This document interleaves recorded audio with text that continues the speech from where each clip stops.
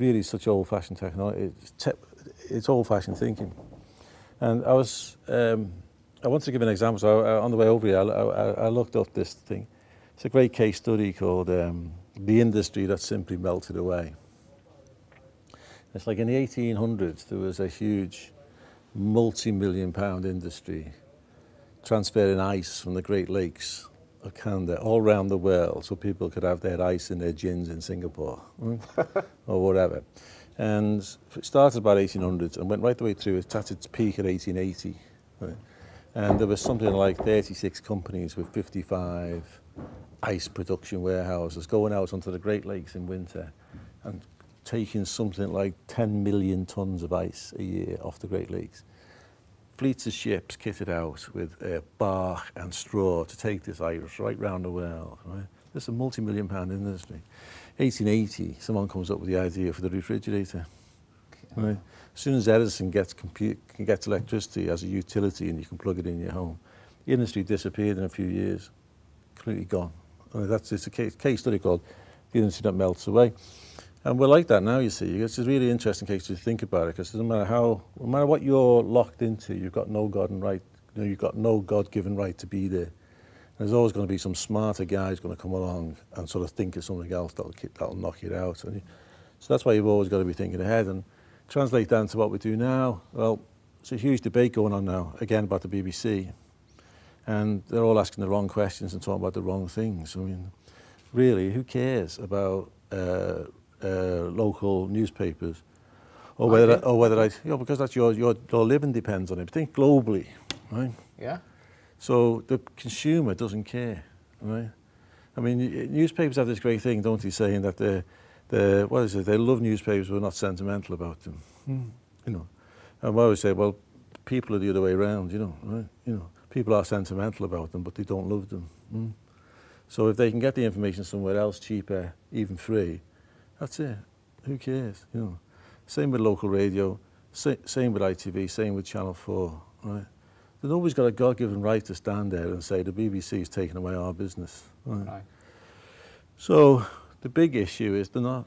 So in other words, local radio and local newspapers and a lot of things are the industries that are melting away, because they're only there because they had a monopoly position given to them by government. Yeah. They could charge for advertising space because there's nobody else to go to, right? But as soon as somebody else comes along, and even if it's Google consuming the world, right, there's a different model. So therefore, the question is, do we want to keep the BBC? Do we want to keep the licence fee as a cultural fund to keep things going, right? Yeah. And I think the answer to that is yes. So the question is not whether BBC chops Radio 6, which is daft, not whether it chops Asian Network, which is daft, not whether it sort of chops back its online service, which is daft. It's basically asking the question, what do we want to do with 4 billion quid, and what do we want to do to stimulate the industry, to stimulate creativity, to stimulate culture, and to stimulate content in all these new forms? So there you are. Yeah, but you said that people, I think they still love local radio and they love local papers. I'm not just saying that because I'm in newspapers and all that, but I think they do. The woman in a block of flats hasn't got access to computers or NorthernNet or Twitter. May have a budgie, but she won't be able to get through to a lot of people. And you're saying that, people, they don't love them. Can't we get them to love them? Well, you have to earn it, don't you? You can't tell somebody you love that paper or we'll shoot you, In actual fact, when you say all that, people in flats and all that, we've got to be careful there because they do have access to it. I mean, in here, there's a project, Tenant Spin, which actually addresses that exact, we're here in fact in Liverpool. It addresses that exact point. How do you get them connected? And when you do get, the older generation, right, people even born before 1949, right, when they do get connected with it, it's brilliant. It's fantastic. And you've got to remember that still, I think it's 30% of the people on the net are over 50. So, and that's every year that's going up, and that's going up, that's going up, isn't it? Oh yeah. And I'm not saying that newspapers will fade away or radio stations will fade away. What they've got to do is find a new business model. They can't rely on the old business model. So that's all it means. But we should not be supporting any debate that says they take our tax and give it to commercial companies to bail them out of a failing industry. Yeah. Phil wrote a series of stories in the Liverpool Echo called Patrick the Penguin. And I hope nobody read it now. What do you think about... That's how to get them to love it. Sorry? That's how to get people to love papers. Yeah, let's start that. You know, let's get everybody to love each other's communication system. Surely that's a good way forward. There's still people who are moving, who have never gone into that world of Twitters and mobile phones and all the rest of it. I mean, do you Twitter? No. You don't? I Why? don't Twitter, I don't Facebook, I don't MySpace. Why? I don't BlackBerry. I've got a life. You know, I mean, I think it's a flippant answer, but I'm an early adopter, so every kind of technology that comes along, I try it out, right? Yeah.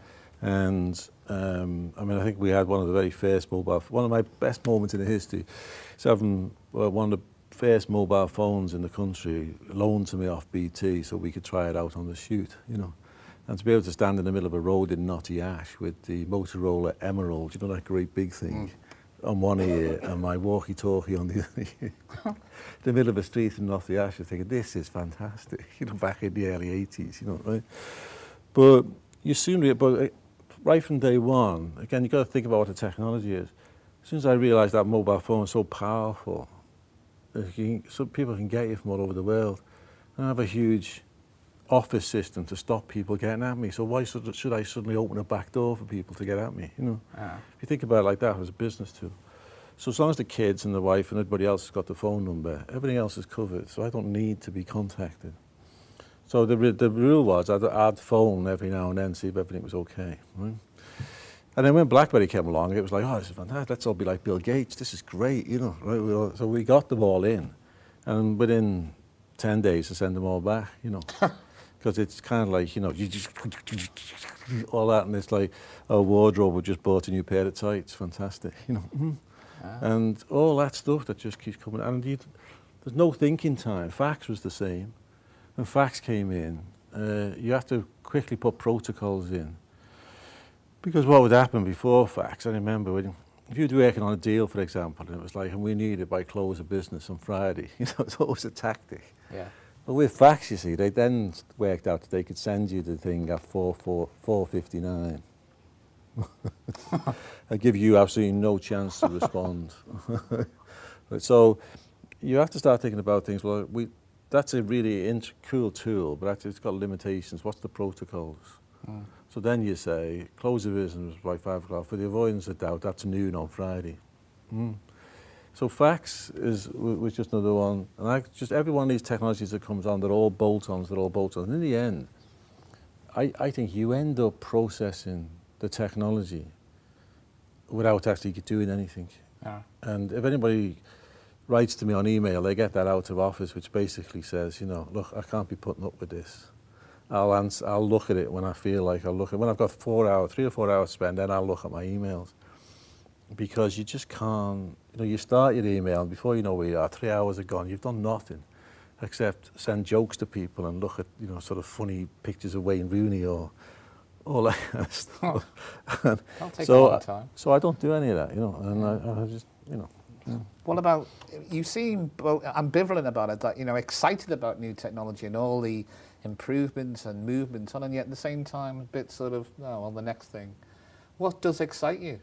Apart from Liverpool winning the Champions League. Oh, that's going to be a long time, isn't it? But the future excites me, you know. But these are all passing things, you know. And I like seeing them. But I see them very early on. You know, I'm fortunate enough to be in networks to see these things very early, you know. Yeah. So, and I once used this phrase that I often spend so much time with the future, I miss the present, you know. But I really do get excited. I mean, for example, just another example, I mean, Google scanning every book in every library in the world. It's got nothing to do with wanting people to read it. It's all to do with artificial intelligence, you know. So they're building up this huge database of all knowledge in the world to feed into computers so that the computers can then do all the cross-referencing and all that kind of thing, but building up artificial intelligence databases.